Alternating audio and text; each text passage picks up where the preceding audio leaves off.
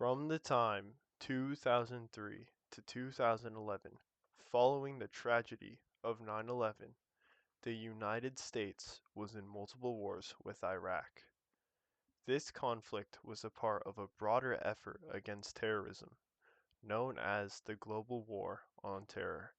The main terrorist organization opposing the US was Al-Qaeda. My dad served for 4 years and 8 months from April of 2004 to December of 2008.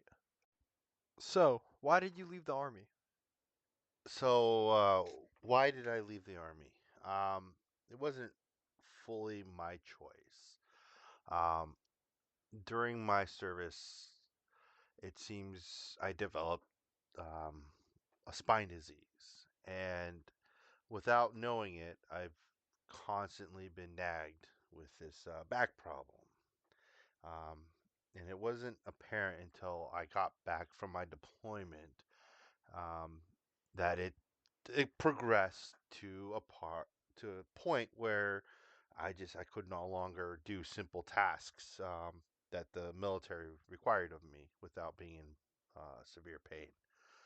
So they gave me an option for surgery or to exit the military. And at this time, my wife was pregnant with my firstborn son.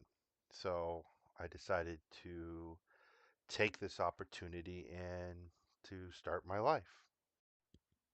It was a tough period for the people in Iraq, as they were caught in the middle of numerous conflicts and constantly at risk of attacks from terrorist organizations.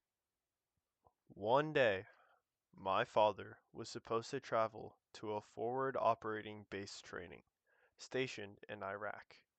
A Black Hawk, a very large and loud helicopter, arrived in a giant storm of dust. It was supposed to take him and one other person from one base to another for that training. My father asked the crew chief of the helicopter, "Are you guys going to Basra?" A British base. The crew chief replied, "No." As a result, my father, along with Sergeant Williams, who he didn't really know, was stuck in the sun for about 3 hours waiting for another ride. What was it like sitting out in the sun for over 3 hours? Yeah, I mean, sitting out in that sun, it's hot. It's the desert. Of course, it was hot. I felt like I was an egg cooking on the sidewalk. Who wants to be a fried egg?